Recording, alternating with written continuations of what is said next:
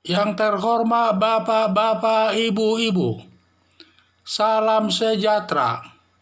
Bapak-bapak, ibu-ibu yang melihat video saya ini, tolong jangan lupa subscribe, like, dan di-share. Sifatnya gratis. Saya akan mengomentari dari Ilham mengomentari video kami mengenai komentar Ilham daripada video kami yang berjudul perubahan undang-undang terkait umur.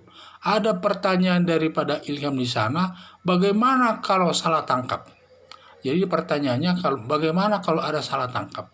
Jadi dalam hal ini, kalau polisi melakukan penangkapan kepada seseorang, ternyata penangkapan yang dilakukannya tidak sesuai dengan orang yang dilakukan. Setelah dibawa ke kantor polisi, ternyata diperiksa oleh atasannya. Biasanya yang menangkap itu kan bawahannya, sedangkan atasannya itu adalah para penyidik-penyidiknya itu namanya ya. Ternyata setelah disidik di sana, tidak ada hubungan perkaranya dengan orang tersebut. Karena ada kesalahan tangkap, tentu orangnya itu disuruh pulang, tidak dipapain. Dan polisinya juga tidak bisa ditindak, karena dia juga menurut data mungkin sudah benar, tetapi bukan itu orangnya.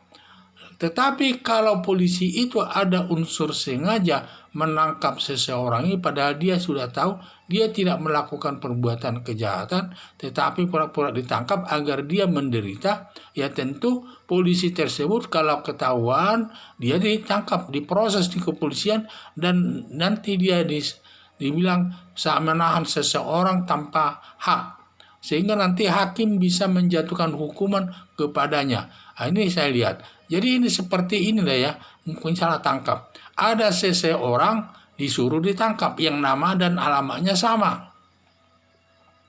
Setelah polisi melakukan penangkapan tersebut, sesuai dengan data-datanya mirip sama, dan hal ini pernah terjadi.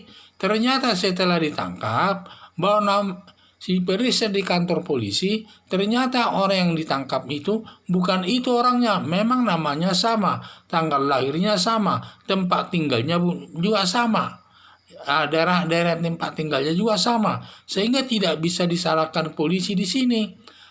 Ya, namanya itu tanpa unsur kesengajaan. Tidak ada kesengajaan polisi melakukan penangkapan tersebut. Tetapi kalau polisi ada unsur kesengajaan supaya orang itu menderita karena dia benci lihat orang itu, polisinya dapat ditangkap, diproses di depan hukum. Umpamanya si A menangkap seseorang dengan alasan sesuatu, padahal dia sudah tahu dia tidak ada melakukan suatu perbuatan, hanya dia benci, apakah karena kebenciannya dia tidak dikasih uang, atau ada masalah-masalah pribadi dia benci, ternyata dibuatlah surat untuk menangkapnya. Setelah ditangkap dia dan kemudian ditahan di kantor polisi, di mana atasannya sebagai penyidik memeriksanya, dan ternyata tidak ada hubungan kasus itu dengan orang yang ditangkap itu, sehingga orang yang ditangkap itu diperiksa lagi, kenapa dia ditangkap, ini ternyata ada ketahuan bahwa ada unsur kesengajaan daripada polisinya melakukan penangkapan tersebut. Sebenarnya sudah dia tahu bahwa dia tidak bersalah, hanya saja supaya dia tahu bahwa dia itu benci sebenarnya sama orang-orang. Kalau ketahuan demikian, di samping orang itu harus disuruh kembali ke masyarakat oleh atasannya polisi tersebut. Di samping itu polisi itu juga perlu diproses oleh atasannya. Dia diproses karena dia tidak boleh menangkap orang dengan unsur sengaja bertentangan dengan hukum yang berlaku. Jadi saya bilang di dalam perkara tersebut, kalau tidak salah waktu itu ada seseorang dalam video saya itu, seseorang melakukan pekerjaan karena keadaan terpaksa. Dia ditekan karena kalau dia tidak melakukan dia yang dibunuh, sehingga dia lemah pemukulan. Pada saat itu jaksa menuntutnya hanya kalau nggak salah 1 tahun dan diputus hakim 1 tahun. Menurut saya sebenarnya perkara itu harus dibebaskan karena terdakwa itu melakukan perbuatan karena terpaksa. Karena kalau dia tidak melakukan pemukulan itu, tentu si terdakwa itu akan membunuh dia. Sehingga sebelum dia dibunuh, dia membunuh dulu.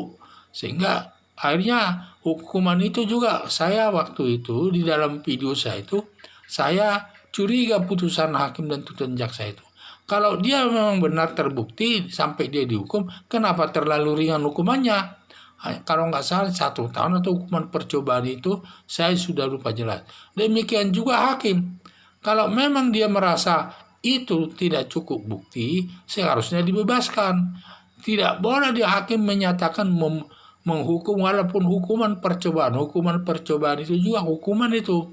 Jadi sebenarnya hakim pun tidak boleh menjatuhkan hukuman percobaan. Kalau dia terbukti dia melakukan kejahatan karena keadaan terpaksa. Terpaksa dia melakukan perlawanan itu sehingga si terdakwa kalau nggak salah luka atau mati itu ya dalam video saya itu. Jadi ini saya bilang putusan hakim ini kurang tepat menurut saya, tuntutan jaksa pun kurang tepat. Seharusnya perkara itu dibebaskan. Ternyata kalau nggak salah dihukum hakim itu, hukuman percobaan itu tidak benar itu. Karena dalam keadaan orang dalam keadaan terpaksa, ya dalam melakukan sesuatu kejahatan tidak bisa dihukum. Jadi juga seperti keadaan ini pemukulan. Kalau terpaksa polisi melakukan pemukulan, apa memaksakan seseorang untuk melakukan sesuatu, yaitu tentu polisi itu kalau dia menangkap seseorang itu kalau tidak ada unsur kesengajaan tentu harus dilepaskan. Tetapi kalau polisi itu melakukan ada unsur kesengajaan menangkap seseorang yang tidak salah, polisi itu bisa dihukum sesuai proses hukum yang berlaku dan hakim nanti bisa menjatuhkan hukuman kepada yang bersangkutan sesuai dengan perbuatannya. Sekian dan terima kasih.